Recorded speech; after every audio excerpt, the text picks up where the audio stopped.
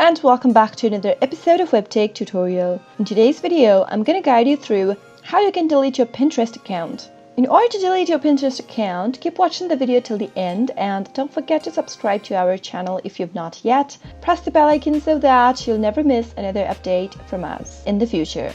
Now let's get started. In order to delete your Pinterest account, click open your web browser first and go to the URL www.pinterest.com and search. If you're not signed into your account, make sure you are first, and then the next thing to do is go and click on this arrow button at the bottom right and then click on settings.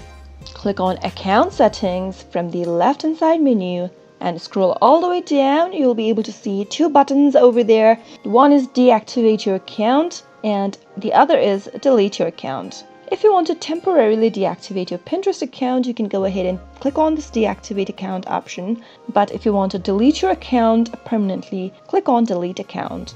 Click on continue on the next page and choose the reason why you are leaving from Pinterest.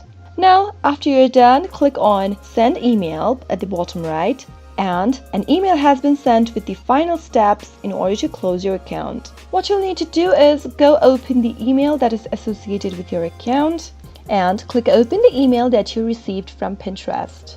From the options, it says that we'll close your account and delete your Pinterest account data after 14 days. If you change your mind before 14 days, then you can log in with your email and password and Pinterest will send you a link to reactivate your account. If you're sure you want to close the account, click on yes, close account. Now your account has been closed, and if you wish to reactivate your account, then you'll have to go and sign into your account before 14 days starting from today. That is how you can easily delete your Pinterest account if you no longer want to use it. I hope the tutorial was helpful to you. If it was, go ahead and give it a thumbs up.